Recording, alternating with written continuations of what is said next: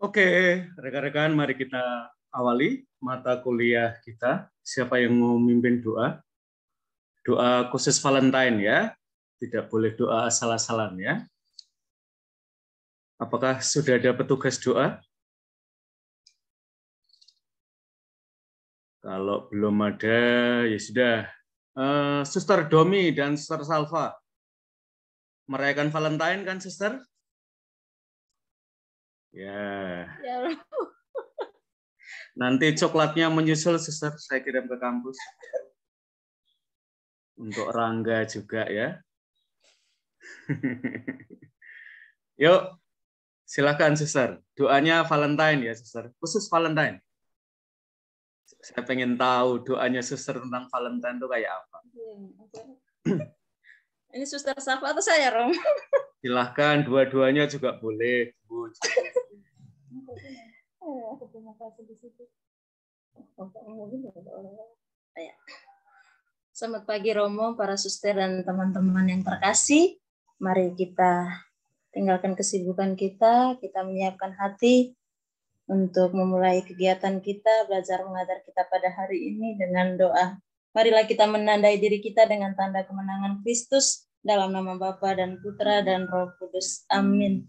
Ya Allah Bapa dalam surga, kami bersyukur atas cinta, kasih, penyelenggaraan dan penyertaan-Mu bagi kami, teristimewa nafas kehidupan dan juga hari baru yang boleh Engkau anugerahkan kepada kami pada pagi hari ini. Kami juga bersyukur ya Tuhan, karena pada hari ini juga kami boleh Engkau perkenankan merayakan hari kasih sayang di seluruh dunia ini. Kami mohon ya Bapa, penuhilah hati kami dengan kasih dan sayang-Mu, agar kami senantiasa membuka hati, membuka diri kami untuk selalu membagi kasih dan sayang kepada sesama yang kami jumpai, yang ada di sekitar kami. Kami juga mohon ya Tuhan, utuslah Roh Kudus-Mu ke atas kami, agar proses kegiatan pembelajaran kami pada hari ini boleh berjalan dengan lancar. Bukalah hati dan pikiran kami untuk dapat menerima setiap materi yang diberikan oleh Romo pada pagi hari ini. Semoga kami boleh meresapinya dan pada akhirnya kami boleh mengaplikasikannya dalam kehidupan harian kami. Berkat-Mu juga bagi Romo untuk senantiasa setia dan juga penuh kesabaran dalam membimbing kami dalam mata kuliah ini. Keluhuran nama-Mu Tuhan kami puji kini dan sepanjang masa. Amin. Dalam nama Bapa dan Putra dan Roh Kudus. Amin. Makasih, selamat pagi Romo dan teman-teman. Ya, Suster meragukan kesetiaan saya. Oke, rekan-rekan, selama satu semester ini saya akan nemenin kalian untuk mata kuliah teologi doa dan difusi. Mata kuliah yang sangat baru ya. Dan untuk dosen muda ini adalah kuburan untuk saya ya. Karena tidak ada yang mau mengajar dan yang muda yang dipaksa mengajar ya. Nah, maka saya sejak awal mau minta maaf dulu ya sebelum saya membuat kesalahan di hadapan kalian. Semester ini saya masih mencari-cari ya format yang paling baik. Tentu ada sebuah buku yang saya rekomendasikan. Nanti saya akan beli beberapa, akan saya taruh di perpustakaan. Tulisannya Romo Tom Jacobs, seorang teolog besar di Paroki Kota Baru. Saya juga beberapa kali menggunakan tulisan beliau, Teologi Doa. Sebenarnya tulisannya sangat sederhana, tapi saya nggak tahu apakah cukup sederhana untuk kalian ya. Maka saya akan berusaha untuk mix and match ya. Mix and match itu seperti kalau kita beli jus campur-campur itu loh teman-teman ya. Saya akan menggunakan satu materi dan kemudian saya akan melengkapinya dengan materi-materi yang lain yang lebih kekinian ya. Bukunya Romo Tom Jacobs itu ditulis kira-kira tahun 2010. Maka sudah lumayan agak kedaluarsa ya. Maksud saya selama kurang lebih 10 tahun ini ada banyak dokumen juga tentang doa, terutama Paus Fransiskus ya. Maka saya akan selalu update materi tentang doa ini dengan bahan-bahan yang lebih kekinian ya. Dan siapa tahu nanti di antara kalian ada yang mau nulis skripsi tentang doa atau tentang difusi. Nah, selama ini kan kalian nyari-nyari bukunya mandiri ya. Siapa tahu mau menjadikan saya sebagai pembimbing skripsi kalian ya. Karena saya pegang mata kuliah ini ya. Mbak Yulia Sinaga, ngapain kamu di sini? Ya. Pengen belajar, Romo. Oke. Karena kan ini kan mata kuliah baru ya, di semester kami nggak dapat. Pay respect ya untuk Mbak Yulia Sinaga dan teman-teman. Dia senior ya guys. Lebih senioran Romo kok. Oke, teman-teman, saya akan mulai mata kuliah ini. Minggu yang lalu saya sudah meminta kalian untuk mulai dengan doa yang paling sederhana, yang kalian hafal, tapi mungkin saking hafalnya kita kadang-kadang ini ya tidak melihat secara lebih komprehensif lagi ya bagian-bagian dari doa itu. Nah, pagi hari ini saya akan mulai dengan karena ini hari Valentine ya. Saya sebenarnya untuk mata kuliah ini ya, nanti tugasnya hari ini adalah membuka doa Bapa kami ya. Doa mohon cinta ya. Nah, terutama yang baru saja dipegat oleh orang yang dikasihi ya. Atau di ghosting oleh orang yang dikasihi ya. Mada Bakti nomor 27 atau apa itu ya. Itu bagus banget ya doanya ya. Oke, rekan-rekan, saya akan mengawali dengan materi yang sudah saya bagi kepada kalian.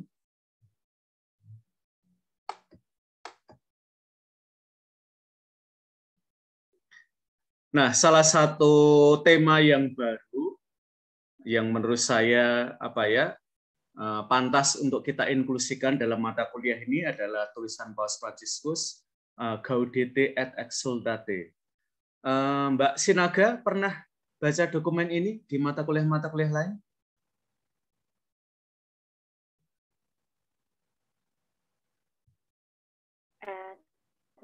Sebelumnya udah pernah Romo, cuman sekilas doanya gitu. Oke, waktu itu yang dibahas bagian apa sih Mbak Sinaga? Keluarga penuh dengan sukacita kasih Romo, kalau nggak salah. Oke, keluarga penuh dengan cinta kasih. Iya. Di antara kalian yang lain, ada yang pernah membaca dokumen ini? Matias Abilau? Pernah baca dokumen ini di mata kuliah lain? Belum pernah, Romo. Oh, belum pernah. Andro? Pernah baca? Belum, Romo. Oke, berarti satu kelas kira-kira belum ya. Oke, rekan-rekan, salah satu yang istimewa dari dokumen ini adalah Paus Fransiskus itu mengajak kita untuk melihat kekudusan zaman sekarang itu ciri-cirinya apa saja. Nah, untuk kepentingan kita, ciri yang pertama yang mau kita tonjolkan adalah doa terus-menerus. Ya. Nanti juga ada ciri yang lain, yaitu ciri kegembiraan, kegairahan di dalam hidup, dan bahkan sisi humoris. Ya. Jadi sekarang ini katekes yang tidak humoris, tidak kudus. Ya. Jadi katekes yang kudus itu sekarang harus punya sekurang-kurangnya sense of humor. Ya. Sehingga kalau nanti acara-acara katekes itu tidak serius banget ya, tapi juga ada lucu-lucunya ya. Apalagi kalau pesertanya lucu-lucu dan katekesnya lucu-lucu ya. Itu akan jadi komik ya. Dan tentu ada ciri-ciri lain ya. Kesabaran ya, menanggung penderitaan. Pokoknya nanti kalian bisa baca ya secara menyeluruh dokumen ini Gaudete et Exsultate, bersukacita dan bergembiralah. Panggilan kesucian pada zaman ini ya. Ya, nanti untuk suster-suster terutama ya, kita butuh Sister Act lagi ya. Jadi tidak hanya nonton film Sister Act, tapi suster-suster sekarang joget-joget dong suster ya. TikTokan. Ya. Siapa tahu bisa menambah panggilan ya. Nah, teman-teman, di ruang chat saya sudah mencantumkan lirik dari lagu The Prayer ya. Nanti kita akan membedah lagu ini dari perspektif doa ya. Karena judul lagunya juga doa, kita akan bicara tentang lagu itu. Nah, ini adalah salah satu versi yang lumayan baru ya, 3 bulanan yang lalu.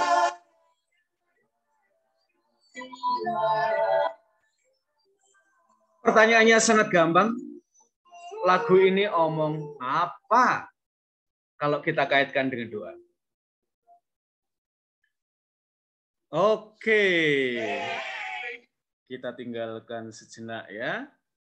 X Factor Indonesia. Kita ke X Factor yang lain. Mas Yohanes Sarjono. Ya. Kamu malah ngalamun ya. Yuk, Yohanes Sarjono. Lagu The Prayer ini termasuk lagu favorit kamu atau bukan? Jawaban ya atau tidak itu berpengaruh pada pertanyaan selanjutnya. Ya. Tidak, Romo. Oh, tidak. Kalau lagu favoritmu apa sih, Yohanes Sarjono? Dangdut, Romo. Oh, dangdut. Nggak apa-apa ya. Karena dangdut is the music of my country, ya. Kata Project Pop, ya. Oke, kalau Yohanes Sarjono tadi dengerin lagu tadi, mudeng nggak sih? Saya translate-kan, Romo. Oke, kira-kira isinya apa sih, Yohanes Sarjono? Karena tak kira itu kamu ngefans banget ya, Wak. Saya salah kira ya. Salah, Romo. Jadi yang saya baca tadi sama saya dengarkan itu ini mau menggambarkan sebuah doa. Jadi doa itu adalah yang saya memaknai adalah dari lagu tadi adalah tempat di mana kita meminta komunikasi kepada Tuhan. Dan saya menemukan makna yang menurut saya menyentuh, Romo. Yang mana? Kami berharap setiap jiwa akan menemukan jiwa lain untuk dicintai. Oh ya, ini pas Valentine banget ya, Yohanes ya. Hari ini ada yang pengen kamu beri bunga, coklat, atau kecupan? Ada, Romo. Oh, ada ya. Saya ikut gembira ya, karena saya kok nggak ada ya. Ya, mungkin nanti saya ngajak Yulia Sinaga lah. Nah, ya. Itu, Romo. Oke. Nah, kita ke suster dulu ya. Apakah suster juga seperti Mas Sarjono ya? Dangdut is the music of my country. Suster Tere? Favorit nggak sih, suster? Enggak juga. Waduh. Saya salah menunjuk orang terus ya. Lagu yang favorit apa sih kalau suster-suster itu? Hati yang tersakiti? Gracia Epifani itu nama. Suaranya enggak terlalu keras, suster. Gracia Epifani, Mo. Oke, yang itu ya, tidak difabilitas itu ya. Apa sih yang menarik, suster, dari penyanyi cilik itu? Kalau dari saya, kenapa saya tertarik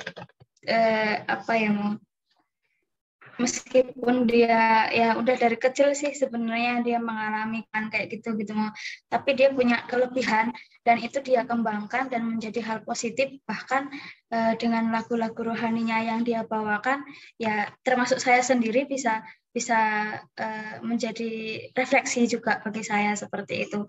Kadang-kadang dalam perjalanan hidup meskipun semua udah terpenuhi dalam biara, kok masih rasanya kurang kayak gitu, Romo. Oke, ya. Kalau Matias Abilau, wah kalau nggak ada satupun yang senang dengan lagu ini, bubar ya kelas kita ya. Nggak kita lanjutkan ya. Saya nggak bisa omong apa lagi ya. Nggak bisa omong apa-apa lagi saya. Yuk, selamatkanlah kelas ini, Matias. Sekurang-kurangnya pernah seneng lah gitu ya. Baru sekali dengar sih Romo, jadi Waduh. belum. Jadi saya itu bertanya-tanya ya dalam hati, kalian itu dengerin lagu apa? Oke, selain yang sudah dikatakan oleh Yohanes Sarjono, ada nggak yang ingin kamu tambahkan, yang menurut kamu menarik dari lagu ini? Padahal kita hari ini akan dengerin lagu ini berulang-ulang loh. Wah, ternyata kalian baru pertama kali, kurang seneng, saya senengnya yang lain. Wah, padahal ini tak kira udah lagu yang paling favorit sedunia. Ya, belum ada tambahan sih Romo. Oke, yaudah nanti ini ya. Teman-teman, lagu ini akan banyak kalian dengar kalau kalian menghadiri pernikahan ya. Baik resepsinya maupun di gerejanya, lagu ini kayak lagu wajib sekarang ini ya. Jadi buat yang baru tahu ya, silahkan mulai latihan nyanyi ya. Sekurang-kurangnya kalian ingat lagunya, sehingga nanti siapa tahu kalau kalian diminta request ya. Oke, sekarang ini aja ya. Karena tidak banyak yang tahu ya. Saya akan minta kalian untuk raise your hand kalau kalian suka lagu ini. Apakah kalian bisa raise hand? Sebentar ya. Tutup dulu aja. Oke, silahkan raise hand kalau kalian suka lagu ini.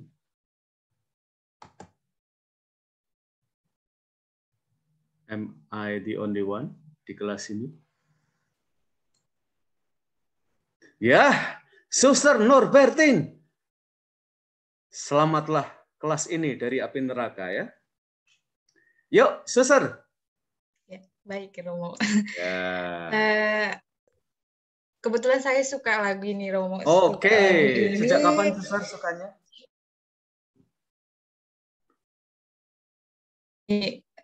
Kami nyanyikan, tapi ya saya hanya ngikut-ngikut saja sih, Romo.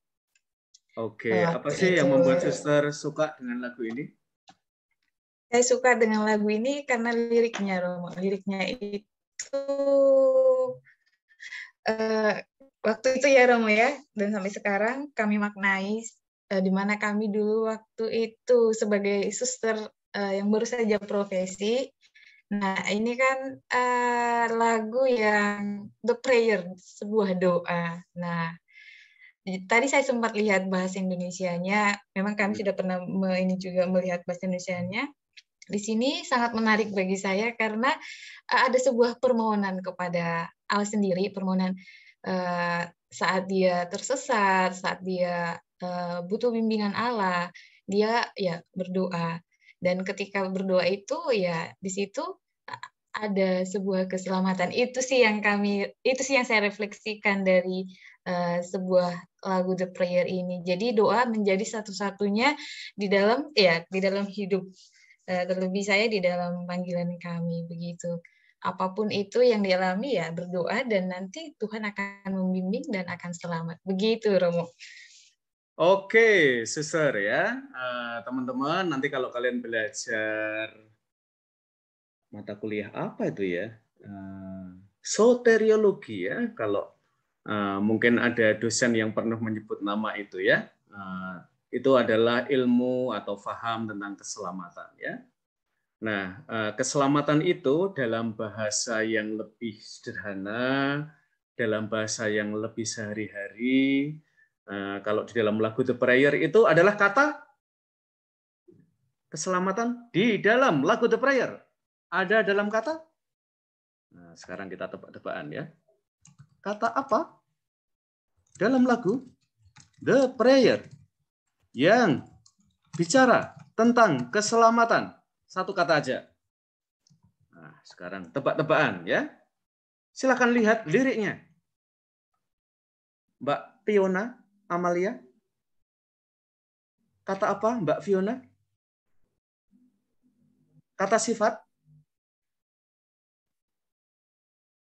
Sebentar, Romo. Ya. Deska? Ya, jangan nunggu Fiona, cari juga. Monica Christine? Ya, yuk Deska. Faith, Romo. Apa? Faith. Faith. Oke.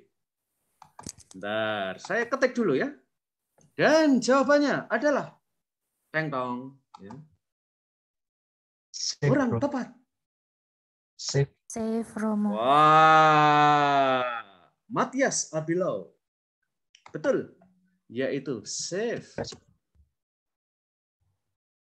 Jadi keselamatan dalam bahasa yang lebih sehari-hari, barangkali apa ya, orang selamat, apa ya, selamat dalam arti yang lebih umum ya, tidak celaka, barangkali orang mungkin mengalami sehat, ya. Makanya nanti teman-teman ini ya, kesucian atau kekudusan ya, itu seringkali dikatakan holiness is wholeness ya. Jadi kesucian itu tidak hanya sesuatu yang di atas saja, tetapi menyeluruh dalam hidup kita ya. Rengga kelihatannya agak kurang enak badan ya. Kelihatannya kamu di kampus dicurigai loh ya. Karena kurang enak badan ya. Apakah Rengga pembawa? Ya. Sehat, Romo. Oh ya, ya ini ya. Maka safe ya. Dari sehat sampai selamat itu dikaitkan dengan keselamatan. Dan tadi Suster Nurbertin sudah mengungkapkan juga di dalam lagu The Prayer ada salah satu sisi doa. Tadi juga sudah disebut oleh teman kamu, yaitu permohonan. Selain permohonan, di dalam lagu The Prayer apakah ada sisi doa yang lain? Nah, biasanya yang kukur ya, itu sedang mencari jawaban ya. Rengga, yuk apa? Selain permohonan, ada sisi lain nggak dari doa yang ada dalam The Prayer? Ada, Romo. Apa? Keterbukaan. Keterbukaan. Di mana ya kata keterbukaan ya? Atau tersirat di mana? Keterbukaan. Ada di mana keterbukaannya, Rengga? Kamu masih di off kan ya mic-nya ya? Iya. Jangan membuang-buang energi pada hari Valentine ya. Let this be our prayer when we lose our way. Gitu. Oke. Ketika tersesat, terbuka. Gitu. Iya. Kalau dalam kitab suci, kata tersesat ada, kamu ingat di perikop mana?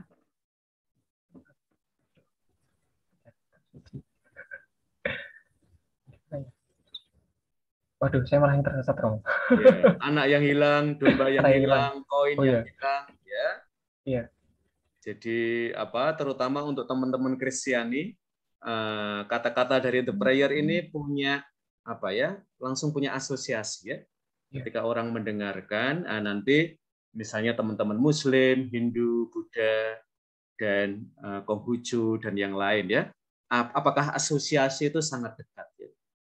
Maka mungkin lagu-lagu tertentu itu menjadi sangat populer di gereja, tetapi mungkin di luar gereja tidak populer ya. Nah, nanti juga sama. Saya waktu di Amerika itu senang sekali dengerin Maher Zain ya. Karena itu adalah apa ya? Dia menyanyi pada era-era di mana dunia Islam itu dituduh teroris ya. Maka lagu-lagunya itu tentang perdamaian, Islam yang damai, dan seterusnya.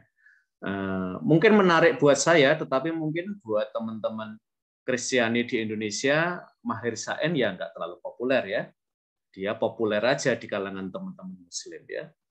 Karena mungkin asosiasinya tidak terlalu dekat ya. Oke, kita akan lihat slide selanjutnya, teman-teman. Nah, ketika berbicara tentang kesucian atau kekudusan, tadi Rengga sudah menyebut kata keterbukaan. Yang penting juga perlu kita sebut ketika kita bicara, terutama dalam kaitan dengan doa, adalah transendensi, ya, atau kepada figur atau sosok yang transenden. Dan keterbukaan pada sosok yang transenden atau figur atau pribadi yang transenden itu seringkali terungkap di dalam doa atau adorasi, ya, juga adorasi, ya. Maka saya pengen juga ya kalian selama mata kuliah ini tidak sekedar soal pengetahuan, ya. Kita belajar di Prodi Pendidikan Keagamaan Katolik ini tidak seperti di teologi, ya, yang lebih banyak pengetahuannya, tetapi kita juga mau ya menggunakan banyak pengalaman kita atau pengalaman umat ya untuk membantu kita memahami ya gagasan-gagasan teologi doa. Salah satunya adalah doa itu keterbukaan terus-menerus kepada yang transenden. Dan kalau kita melihat terutama di antara orang-orang yang kita sebut sebagai orang kudus, oke, sekarang Monica, Christine, hubungkanlah para kudus dengan kata masa lalu dan masa depan. Buatlah kata tentang orang kudus dengan menggunakan kata masa lalu dan masa depan.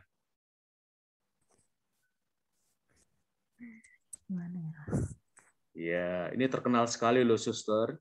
Di quotes-quotes banyak sekali ya. Penyair W.S. Rendra juga pernah menulis puisi tentang itu.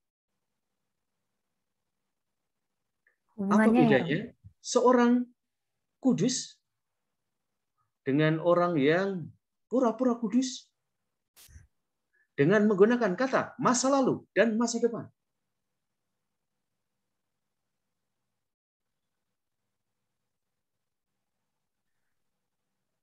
Saya coba ya, Roma. Ya, silahkan, suster. Mungkin hubungannya orang kudus itu kalau dikaitkan dengan masa lalu.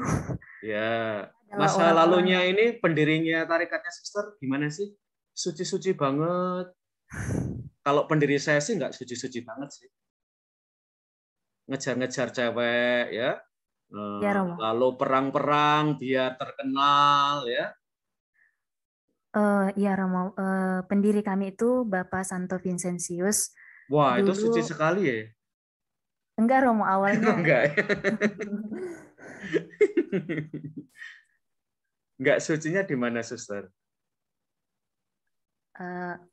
Awalnya itu Romo mau jadi seorang imam itu bukan untuk melayani, hanya untuk melayani umat, tetapi ada dorongan juga dari sisi kemanusiaan untuk mengangkat harkat dan martabat keluarga itu, Romo. Oke. Namun akhirnya itu dalam perjalanan waktu bisa dimurnikan motivasinya menjadi sungguh-sungguh suci mencintai orang-orang miskin. Ya, Rengga mau dimurnikan? Ya. SY masih terbuka loh, Rengga. Syaratnya jadi SY itu cuma 2, Rengga, nggak usah banyak-banyak ya. 1 cakep, 2 cakep ya. Kalau kamu punya 2 kriteria itu daftar ya. Ya, oke. Terus masa depannya, Suster Christine? Vincentius, masa depannya ada di mana? Suster Monica, Christine? Masa depannya ya akhirnya spiritnya Bapak Vincent itu melahirkan banyak orang-orang kudus yang kemudian memberikan diri untuk melayani orang miskin, melanjutkan spirit yang dimilikinya itu yaitu kami sendiri, para pengikutnya. Itu Romo. Oke ya, orang-orang kudus juga kita semua itu punya masa lalu ya. Bahkan orang-orang kudus itu masa lalunya tidak selalu gemilang ya. Tetapi karena mereka senantiasa memperbarui diri, maka mereka lalu punya masa depan ya. Dan itu juga berlaku untuk kita. Maka nanti Paus Fransiskus di dalam dokumen ini, Gaudete et Exsultate, Paus Fransiskus bilang, kesucian itu tidak milik sekelompok kecil elit umat di Gereja Katolik. Kesucian ini terbuka untuk semua. Ya. Dan ini sekaligus terutama ya dalam hubungan antara religius dengan awam ya. Panggilan kepada kesucian ini adalah panggilan untuk semua ya. Tidak hanya mereka yang mengkhususkan sendiri dalam panggilan hidup, entah menjadi suster, menjadi bruder, menjadi frater, atau menjadi romo ya, tetapi terbuka ya, apalagi kalian mau jadi guru agama, katekis ya, kesucian mudah-mudahan nggak jauh-jauh banget ya dari hidup kalian ya. Oke, itu rekan-rekan. Jadi nanti kita akan melihat juga salah satu seringkali disebut sebagai definisi doa ya, adalah komunikasi dengan Allah. Dan agar kita bisa berkomunikasi dengan Allah, kita perlu punya kerinduan padanya. Dan doa seringkali dialami sebagai mengkontemplasikan Allah ya, tidak sekedar memeditasikan Allah. Kontemplasi itu seringkali dalam hierarki doa ya, itu dipandang lebih tinggi daripada meditasi ya.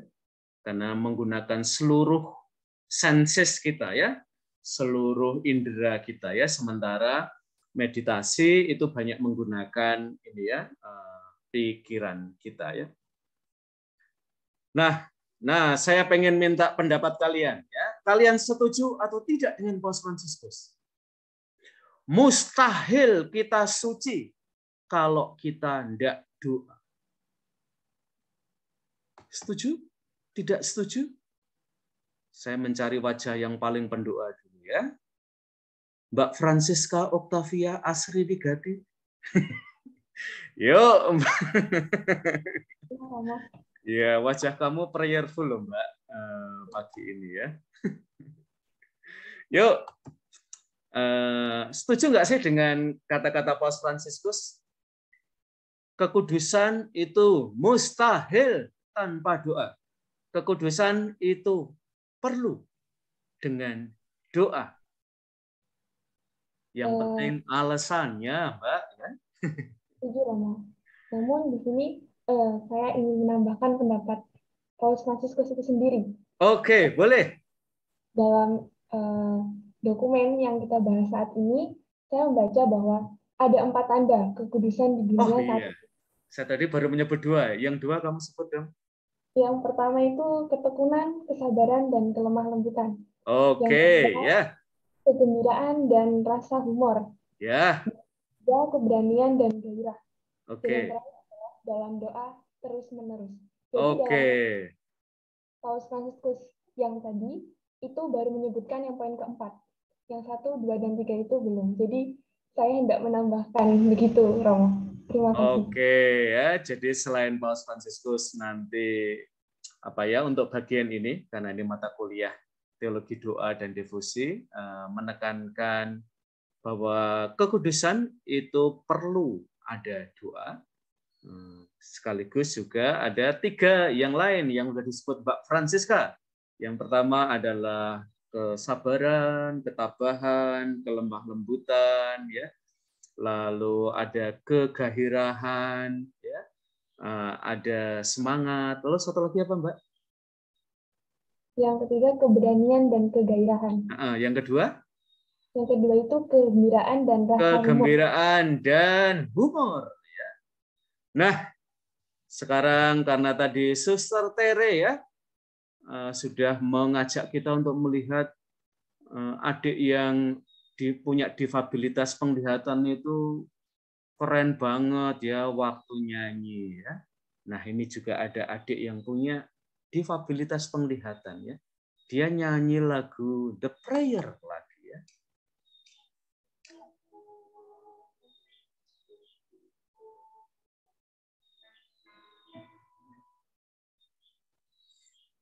will be our watch is where we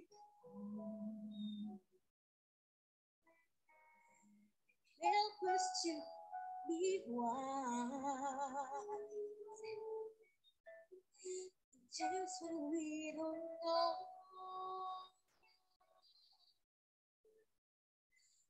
let this be our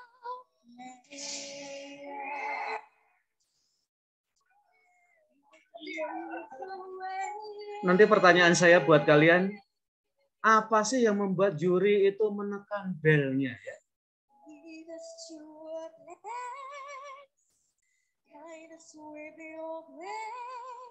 Dan mengapa mbaknya yang cantik ini menunggu sampai detik-detik terakhir, nada-nada terakhir. Sementara dua bapak-bapak ini cepat banget menekan belnya.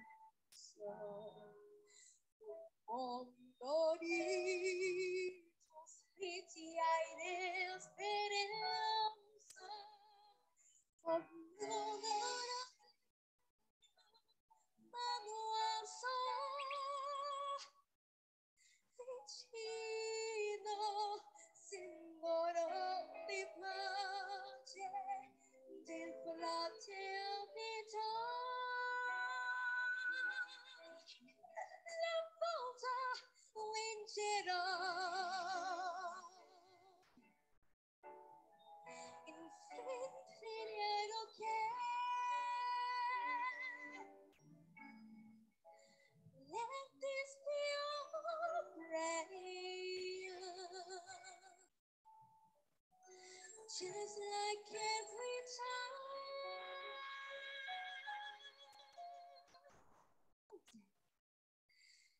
lead us to a place, guide us with your grace, to a place where we'll be safe.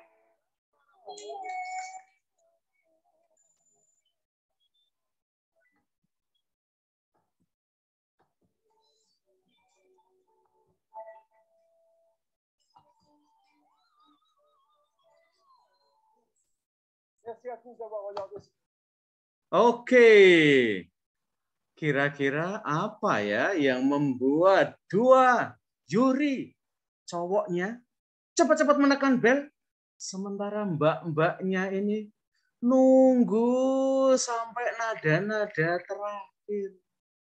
Mas Andrew, kira-kira apa ya alasannya ya Mas Andrew? Ya, Romo, terima kasih Romo. Yang satu jelas mungkin dari yang pertama itu suara ini anak kecil ya, Bu ya?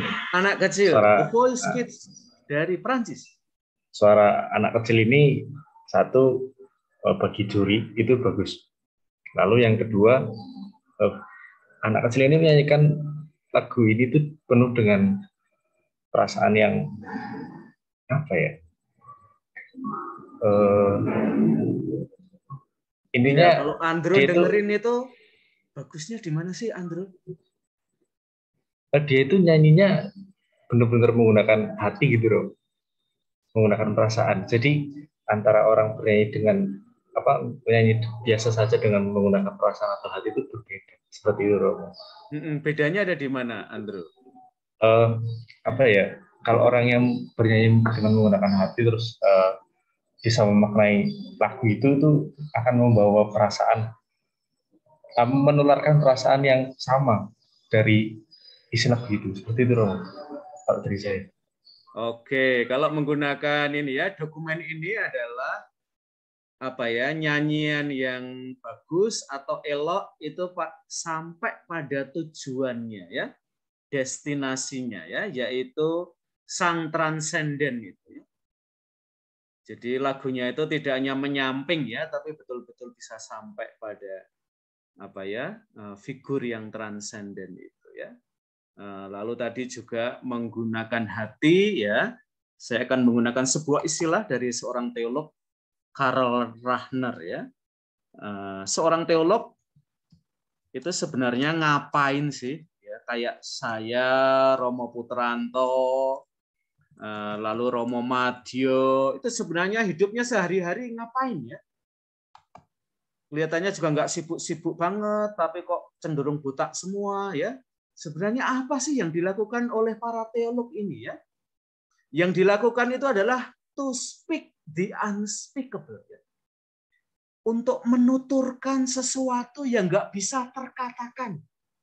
Ya, makanya teolog-teolog itu ya meskipun buta-buta teman-teman, tapi jauh lebih puitis daripada dosen pendidikan dan dosen pastoral teman-teman. Jangan diomongin mereka ya, ini hari Valentine ya, so peace ya. Oke, terima kasih. Yuk, Andrew, ada yang mau ditambahin lagi, Andrew? Cukup, Bro. Oke, Mbak Francisca Nandita Puji Astuti. Kok mbaknya tadi lama banget nggak neken-neken ya? Apa mbaknya itu ragu suaranya itu bagus atau enggak? Padahal Andrew aja bilang suaranya itu bagus dari hati. Gimana Mbak Francisca? Belalah juri perempuan itu. Mungkin juri yang satunya nunggu momen saat bernyanyi itu dari awal sampai akhir tuh udah lepas gitu, terus mateng dalam bernyanyi, menghayati. Mungkin nunggu spesial dari nyanyi tersebut sampai akhir itu menghayati. Kalau menurut Mbak Francisca, awal-awal apakah belum mateng, belum bulat, baru kemudian ketika tengah, lalu akhir itu suaranya jadi bulat, gitu? Dari aku udah bagus, mungkin nunggu momennya lebih. Momennya yang bagian mana sih Mbak Francisca? Aku tadi juga cari-cari loh. Mbaknya itu ngebel, kok mengebel ya? Kayak memencet tombolnya itu pada momen apa sih menurut Mbak Francisca? Berarti saya lihat tuh kayak nyanyinya tuh kayak terharu gitu, menghayati sekali. Oke, jadi momennya adalah ketika apa ya sampai pada bagian yang paling mengharukan ya, perasaannya itu betul-betul kalau dalam bahasanya almarhum Mbak Jupe ya, itu sampai tumpeh-tumpeh ya. Ya, sampai tumpah-tumpah ya. Wah, ini Romo delokane Julia Perez ya. Yuk, Suster Gasparin. Punya pendapat yang sama, Suster, atau ada sesuatu yang mau ditambahkan? Wah, ini Suster sedang nulis skripsi, teman-teman ya. Ya, Romo. Selamat pagi, saya mencoba. Ya. Saya kenapa ibunya menekan tombol kemudian karena dia masih menikmati lagu dari seorang anak yang menyanyi. Dia menikmati keharmonisan lagu itu tersebut. Begitu Romo dari saya. Terima kasih. Oke, jadi keharmonisan ya. Ini kok seperti Vicky Prasetyo, harmonisasi ya. Ya, salah satunya nanti di dalam doa ya, tentu teman-teman ada sesuatu yang ritmik ya. Maka itu alasan ya mengapa lagu TIC itu pendek, tetapi dalam lagu yang sangat pendek itu ya ada harmonisasi tertentu ya. Kalau dalam bahasa teman-teman Buddha itu ada unsur mantra. Dan itu yang membuat kalau di dalam agama-agama kerakyatan nanti kalau kalian nonton Jadilan ya, nanti teman-teman yang dari luar Jawa terutama yang di Jogja ya, sekali-kali jangan hanya diajak ke Malioboro ya, tapi nonton Jadilan ya. Untuk melihat orang yang ketika dibunyikan musik yang berulang-ulang itu poses ya, trans ya. Dan saya pernah melihat ya, ada yang pernah jadi kera ya. Dan itu memanjat pohon yang tinggi sekali dan metik buah kelapa ya. Padahal tinggi sekali ya. Saya sudah berdoa agar dia tidak jatuh ya. Dia jadi monyet ya. Dan dia menjatuhkan banyak kelapa ya. Oke, rekan-rekan. Nah, kita lanjut dulu ya. Nah, kita sudah dapat beberapa ya, teman-teman, beberapa gagasan awal tentang doa. Kita tidak akan buru-buru dulu ya ke teologi doanya, tetapi ke pengalaman doa. Nah, ada dua tokoh yang kita sebut sebagai mistikus ya. Mistikus itu adalah orang-orang yang punya kerohanian sangat tinggi, terutama dalam hal doa. Nah, yang terkenal sekali adalah Yohanes dari Salib, ya. Nanti ada Teresa dari Avia, dan jangan dilupakan yang ketiga ini ya. Yang satu dua kalian boleh lupa, tapi yang ketiga jangan ya. Karena dia adalah Santo Ignatius Loyola, pendiri saya ya, teman-teman ya. Beliau adalah salah satu juga, dan tentu pendiri-pendiri tarekat biasanya juga masuk di dalam kategori ini ya. Biasanya bicara tentang doa, tentang spiritualitas ya. Yohanes dari Salib ini adalah salah satu yang terkenal. Dia membayangkan doa itu sebagai senantiasa berada di hadirat Allah.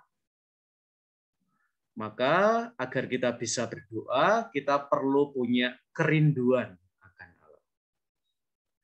Dan bahkan Yohanes dari Salib itu, kalau kamu punya satu keinginan saja, keinginanmu itu mestilah keinginan akan Allah. Ya. Nah, ini jawaban terutama pada hari Valentine ya, untuk suster, bruder yang ditanya pada hari Valentine ya. Ini hari paling ngenes ya untuk suster, bruder, frater, dan romo ya. Nah, nanti ada teman-teman sebayanya, sebaya kamu akan bertanya ya, suster, bruder, frater, romo, apa enggak tahu indahnya cinta ya? Kok malah memilih jomblo ya? Nah, tak kasih jawabannya yang paling cespleng, suster, bruder, frater, dan romo. Karena yang saya inginkan kan hanya Allah, tidak yang lain. Nah, itu cespleng ya, untuk membungkam teman-teman kamu. Ya. Nah, teman-teman, ini adalah tadi yang saya sebut sebagai doa TC. Ya. Mengapa doa ini menarik? Dan saya pengen kalian mengaitkan dengan yang tadi dikatakan oleh sahabat kamu soal harmonisasi.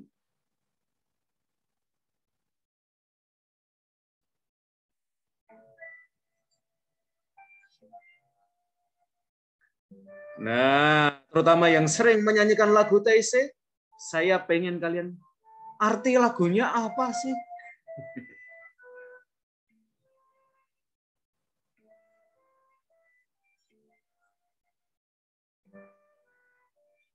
Tidak ada sesuatu pun yang dapat membuat saya terusik, terganggu, distracted.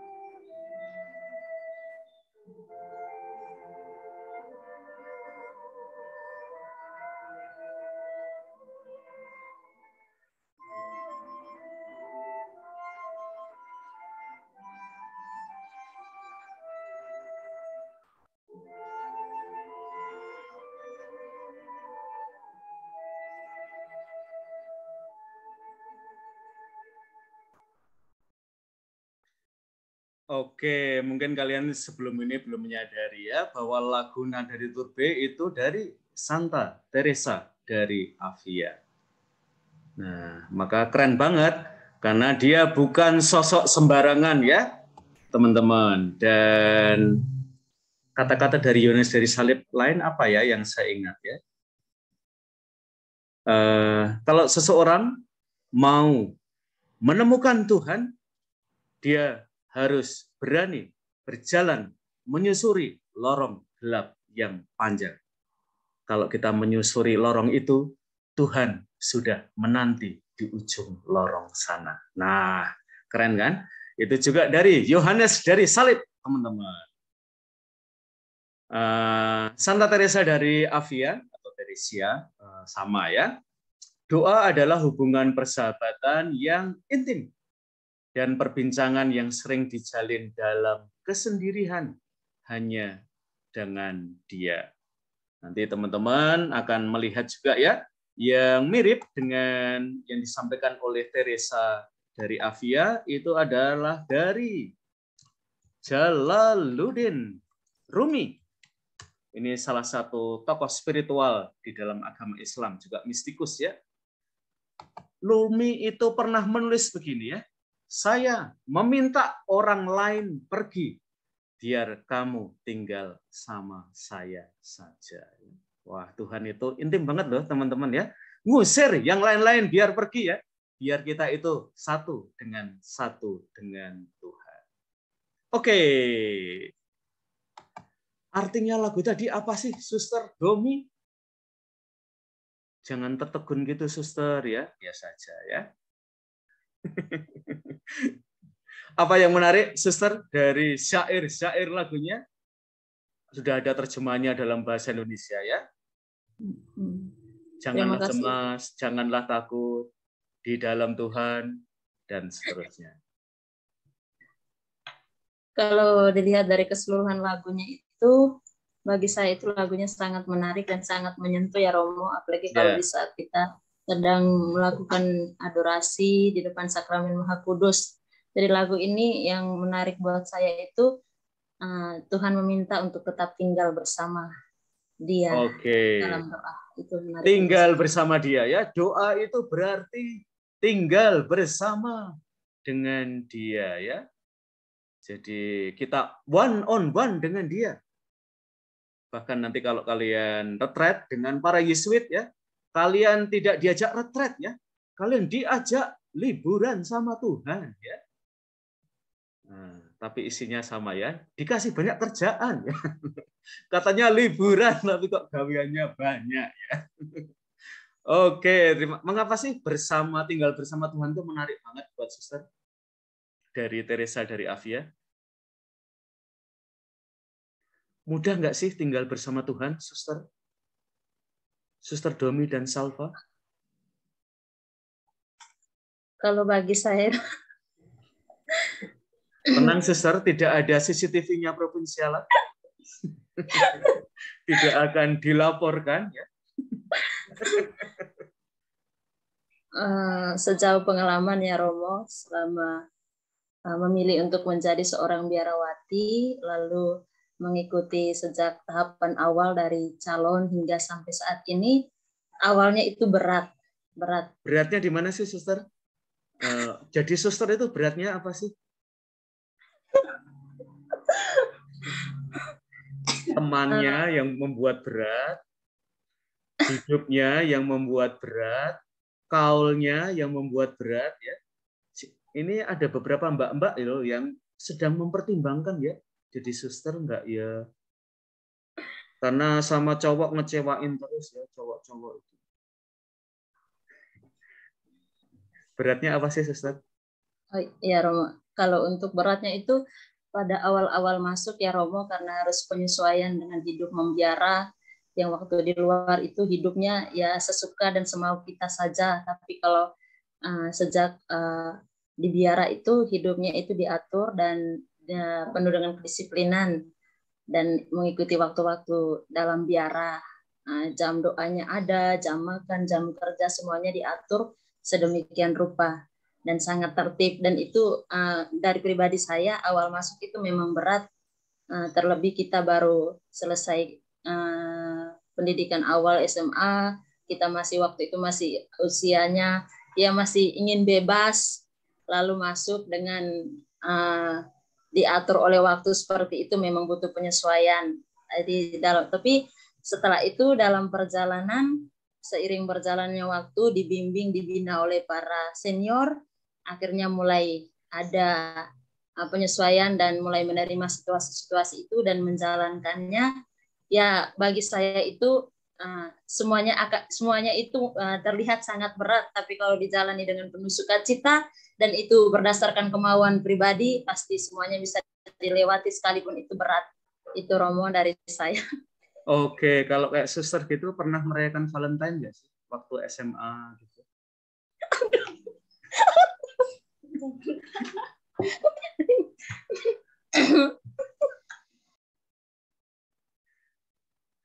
Atau setelah jadi suster merayakan Valentine nggak sih suster? Kalau sudah di biara itu merayakan Romo, merayakannya dengan sesama suster di komunitas, mungkin dengan tukar kado, saling memberi salam, beri ucapan, kartu ucapan, kayak gitu sih Romo, merayakan Valentine-nya. Ya. Saya kira jadi suster itu kesepian sekali. Saya tuh sudah rencana apa suster itu tak ajak makan dinner nanti malam ya, tak kasih kado atau apa. Ternyata udah saling bagi kado ya. Jadi saya tuh mengurungkan niat baik saya ya.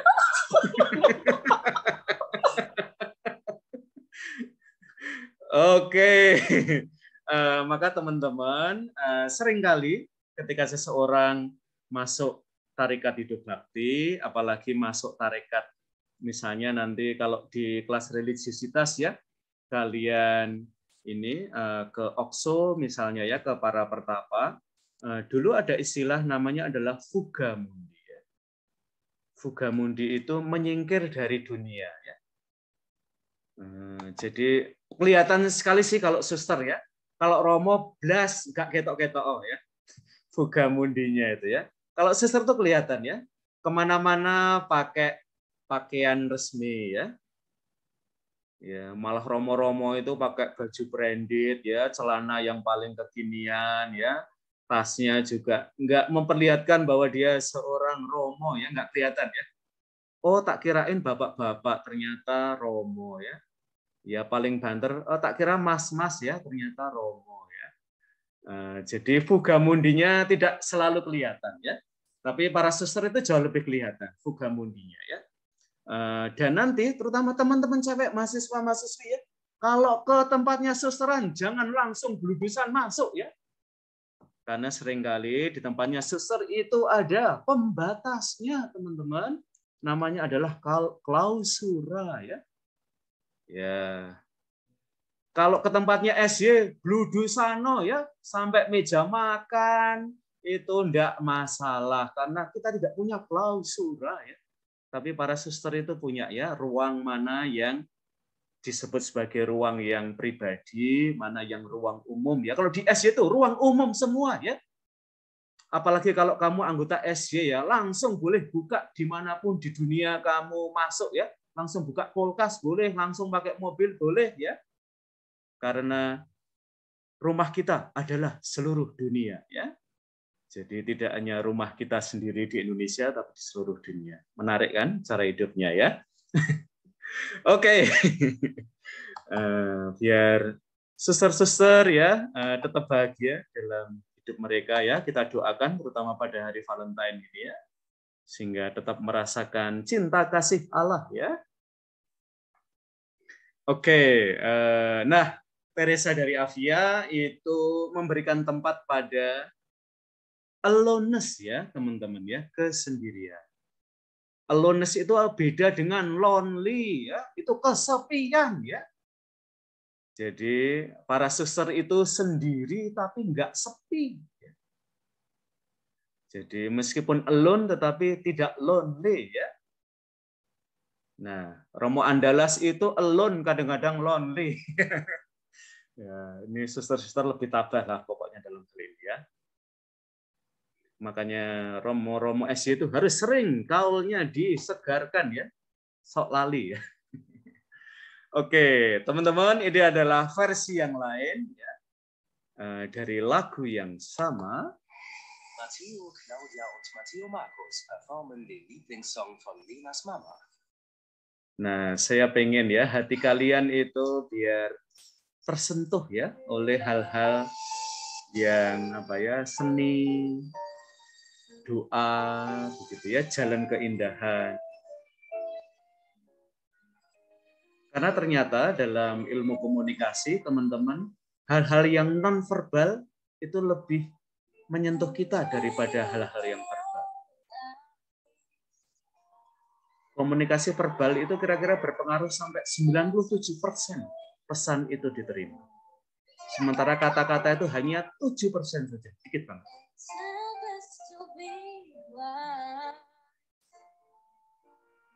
Kira-kira yang menang dari 3 ini yang mana ya? Nah, kita tebak-tebakan ya.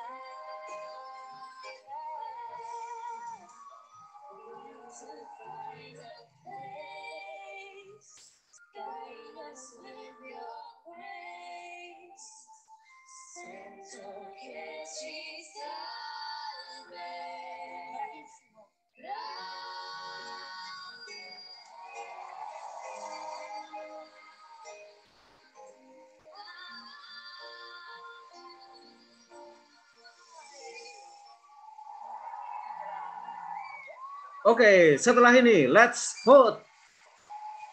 Siapa di antara tiga ini yang menurut kalian layak maju babak selanjutnya? Menurut versi kalian sebagai penonton ya.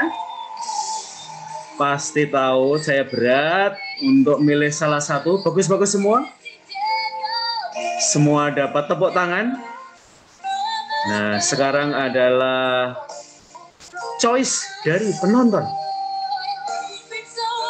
Viewers choice.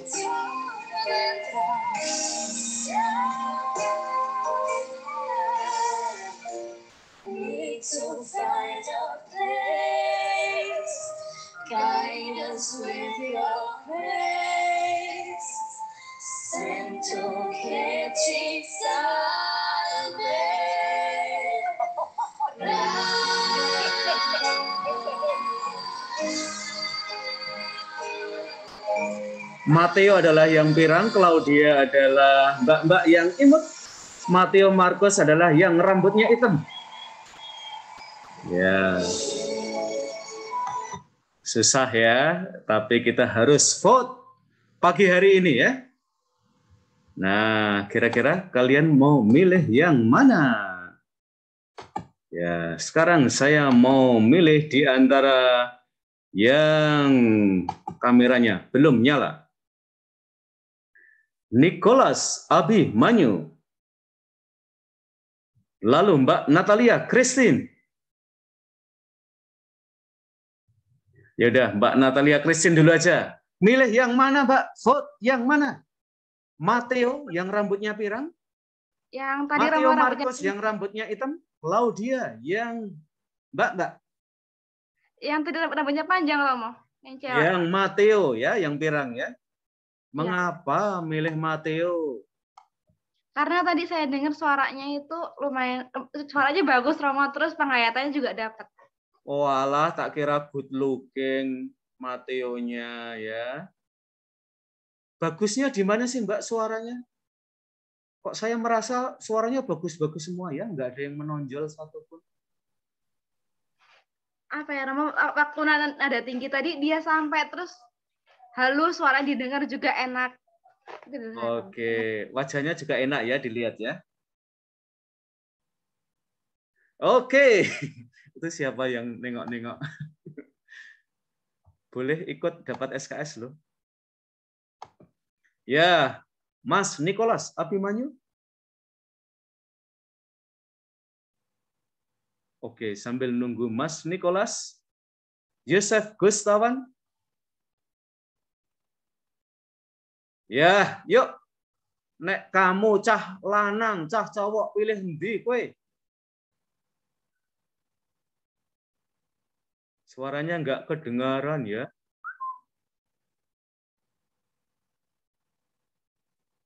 Ya, pilih mana? Ya, kalau enggak kedengaran dicopot saja pengeras suaranya. Biasanya bisa oke. Yuk. Pilih yang di tengah-tengah tadi. Oh, wah ini cara cowok. Saya yang tengah-tengah itu ya Mbak itu. Mbak Claudia ya. Mengapa pilih yang di tengah? Karena ya suaranya enak didengar. Kabeh alasannya suaranya enak didengar. Tapi kok pilihannya beda ya.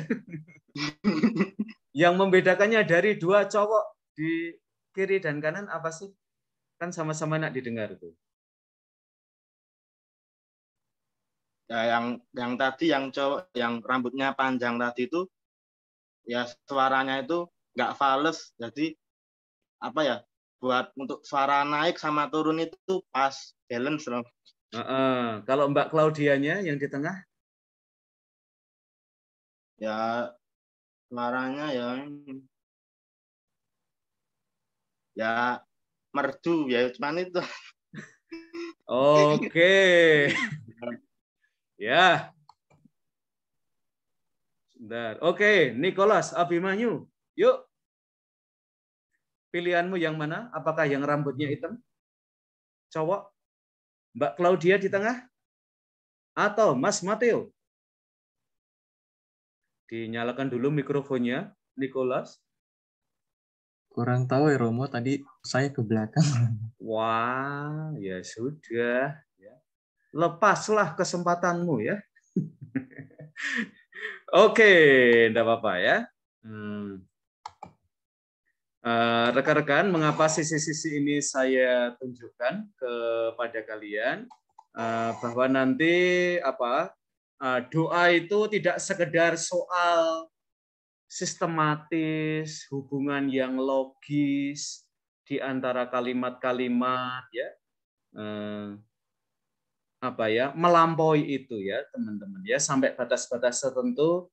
Kita tetap butuh grammar ya, kita tetap butuh tata bahasa, kita tetap butuh diksi, pilihan kata, tapi itu bukan yang paling penting ya di dalam doa pada akhirnya ya. Nah, nanti kita akan belajar lebih lanjut ya. Maka di sini yang diberikan tekanan justru adalah mengkontemplasikan wajah Allah ya. Doa itu perlu sampai pada pengalaman itu ya.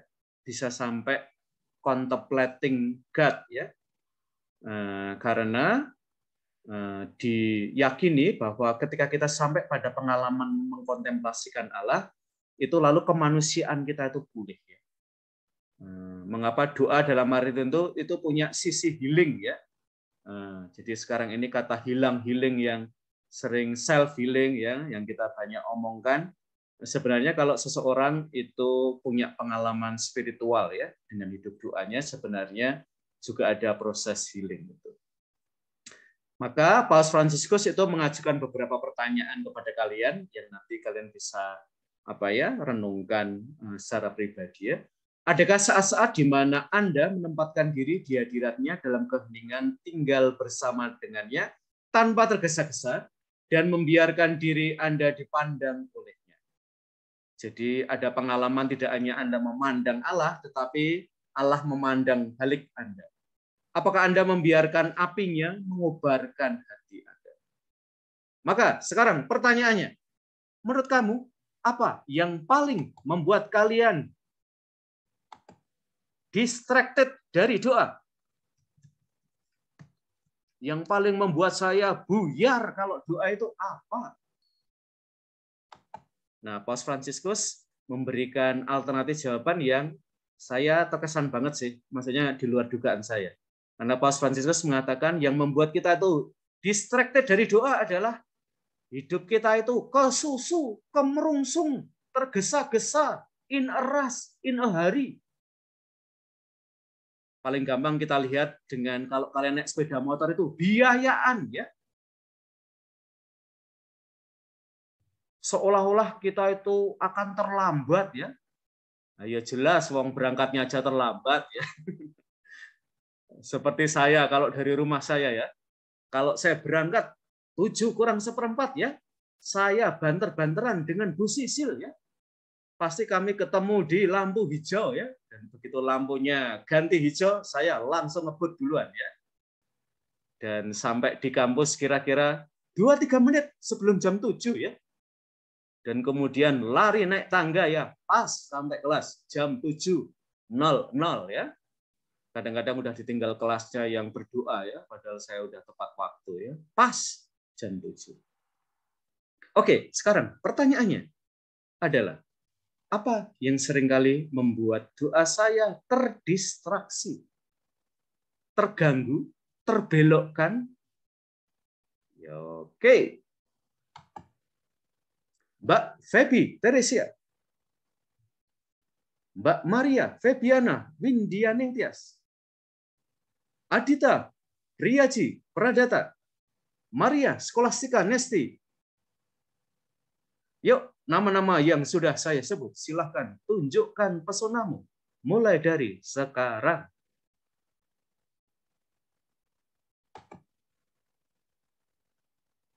Ya, Aditya duluan. Ya. Ya, silakan.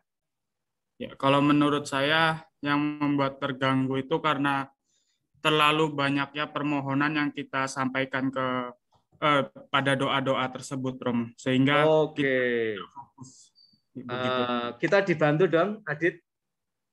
Kira-kira permohonan yang wajar itu berapa ya? Apakah ada ini ya jumlah minimal dan jumlah maksimalnya? Sebenarnya tidak ada batasan untuk permohonan yang disampaikan sebenarnya, Romo. Tetapi ya kira-kira sajalah begitu. Kira-kira sajalah. Kira-kira kalau 10 gitu kebanyakan nggak sih? Ya kalau terus didoakan berikutnya dan masih ingat ya mungkin masih wajar, Romo. Oke, kalau 100? Wah itu terlalu banyak, Romo. Terlalu bertele-tele. Saya pernah loh teman-teman menjelang Prapaskah teman-teman, pokoknya masa Prapaskah ya, di mana mahasiswa-mahasiswa itu diberikan kesempatan untuk menerima sakramen rekonsiliasi. Ada seorang mahasiswi ya, saking capeknya membacakan dosa-dosanya ya, dia ngelesot di lantai ya. Romo, saya izin ngelesot di lantai aja Romo, karena dia membawa 5 lembar teman-teman ya. Bayangno ya, Romo kupingnya ya mendengarkan 5 lembar dosa ya. Dan tulisannya kecil-kecil, spasi 1 ya. Wah, itu dosanya berapa karung ya. Tapi sebagai Romo yang baik ya, saya juga dengerin dengan ngelesot di tanah ya. Karena saya juga capek ya dengerin. Lalu kita ngobrol di lantai ya. Setengah jam teman-teman ya.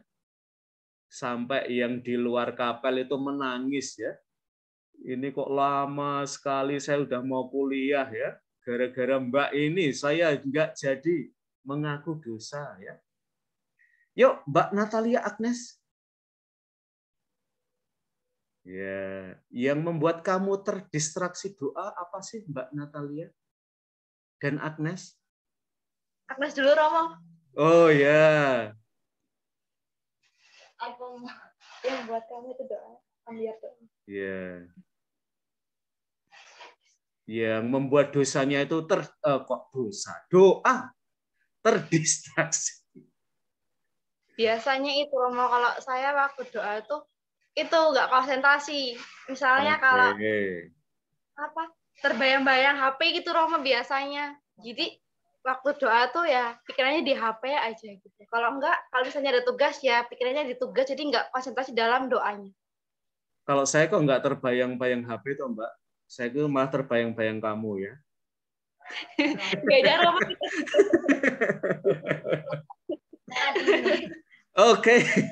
Yuk Mbak Maria Febiana Windining Tias. Ya, kalau menurut saya itu dari niat sama ini Romo, rasa ngantuk. Niat sama? Ngantuk Romo. Ngantuk. Makanya Yesus tuh sampai punya sabda ya. Mbok nunggu saya 1 jam saja ya. Wah itu kayak lagunya siapa kuwi? 1 jam saja itu ya. Saskia Gotik ya. Ya, ngantuk ya. Maka nanti akan ada untuk menjawab pertanyaannya Mbak Natalia, ada centering prayer ya.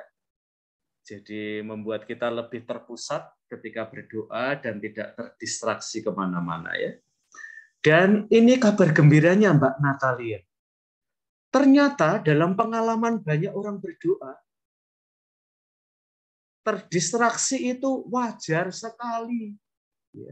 Malah nggak wajar kalau nggak terdistraksi ya. Wah ini kabar gembira untuk kita semua ya.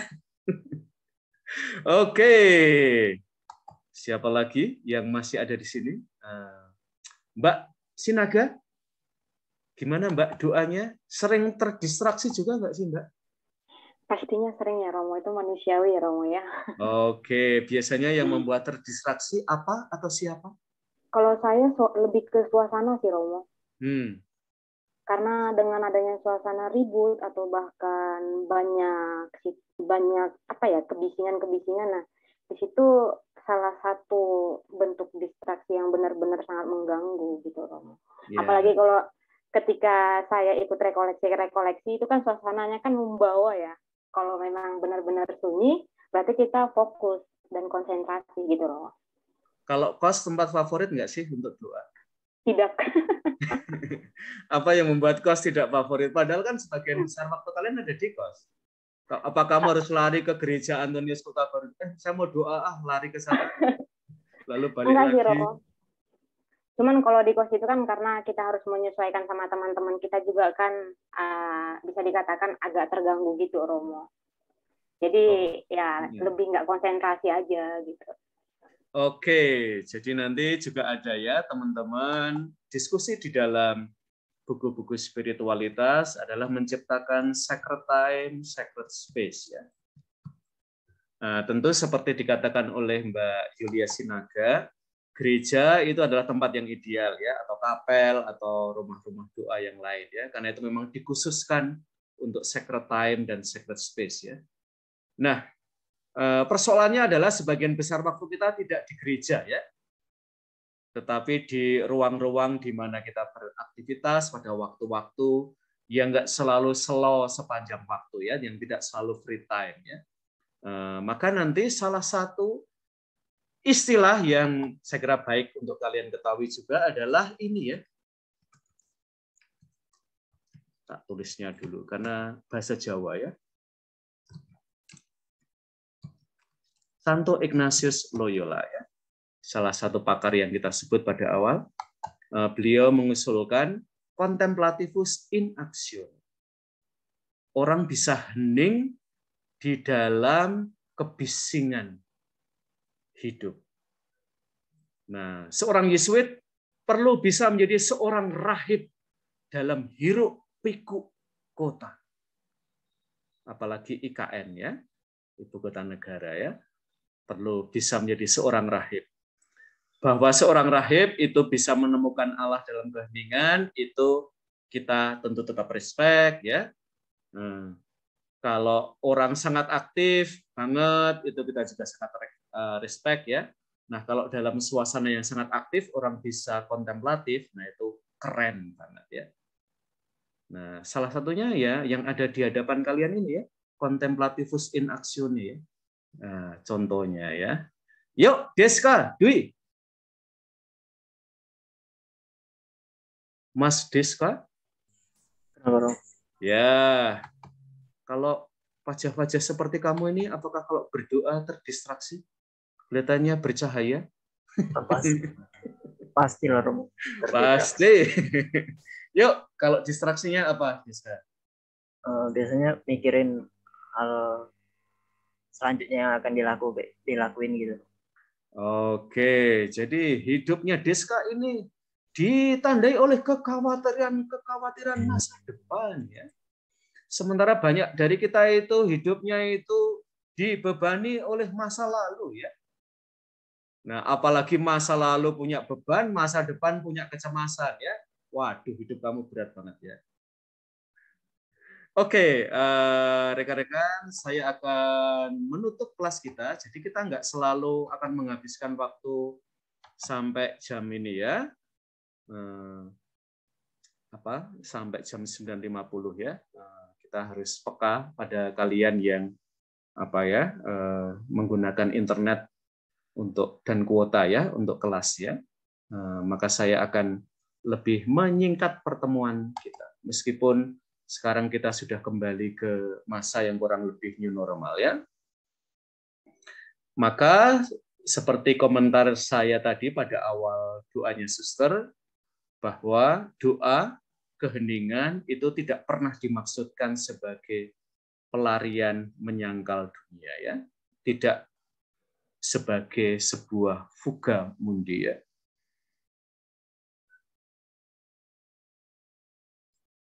Oke, lalu yang lain-lain nanti kalian lihat saja ya. Dan jangan lupakan teman-teman, terutama nanti ketika kita berkarya di antara umat, jangan cepat-cepat menilai ya, ngejudge kalau umat itu doanya banyak permohonan. Karena bisa jadi doa-doa permohonan ya, betapapun banyak yang sering diutarakan umat, itu mengungkapkan ya kepercayaan mereka akan Allah ya. Jadi justru iman yang benar di kalangan umat itu sangat nampak di dalam di dalam doa-doa mereka. Dan nanti kita juga akan belajar ya, salah satu elemen dalam doa, terutama Ekaristi, adalah doa permohonan. Oke, rekan-rekan, apakah ada yang mau bertanya? Satu.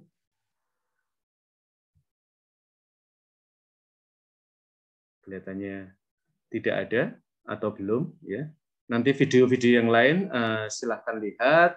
Kalau kalian kurang bahan bacaan ya, setelah ini saya akan mengirimkan bahan bacaan dari Paus Fransiskus tentang doa Salam Maria. Nah, siapa tahu inspiratif ya untuk kalian. Terima kasih rekan-rekan dan sampai ketemu minggu depan. Pokoknya hari Senin yang tidak libur ya, kita ketemu ya. Yang libur tetaplah kita hormati sebagai hari libur ya. Oke, terima kasih semuanya dan selamat melanjutkan aktivitas. Jangan lupa presensi dibuka sampai 5 menit sebelum tengah malam ya, teman-teman ya. Jadi kalau kalian sampai lupa presensi ya bangetan ya. Karena buat saya presensi itu nggak penting-penting banget ya. Yang penting itu adalah belajarnya. Maka nanti videonya akan saya reformat dalam bentuk audio sehingga lebih ramah untuk kalian dengerin lagi ya. Dan jangan lupa teman-teman, hari ini ada sesuatu yang penting, yaitu Happy Valentine Day ya. Ya, buat kalian yang tidak hanya merasa sendiri tetapi sampai kesepian ya, kalian boleh WA saya ya. Ya, siapa tahu nanti malam kita bisa keluar bareng ya, candlelight dinner untuk merayakan Valentine ya di angkringan. Ya, jomblo stay at home ya. Dan hari ini para jomblo please jangan berdoa untuk hujan deras dari pagi sampai tengah malam ya. Ya, meskipun kita jomblo tapi enggak sesadis itulah doa kita ya. Oke, rekan-rekan ya, buat anak-anak ini ya, anak-anak di asrama kampus ya. Siapa tahu free nanti malam ya. Kita bisa ngemper ya di emperan ya, bawa lilin masing-masing ya. Ngambil bunga dari kampus ya, dipetik untuk saling dibagikan satu sama lain. Terima kasih semuanya dan selamat melanjutkan kuliah ya. Rekan-rekan tetap semangat, tetap prokes dan tetap sehat semuanya. Terima kasih. Terima kasih Terima kasih Romo. Terima kasih Romo. Happy Valentine Romo. Terima kasih Romo. Terima kasih Romo. Happy Valentine teman-teman. Romo jangan keluar dulu. Para jomblo seperti saya. Terima kasih Romo.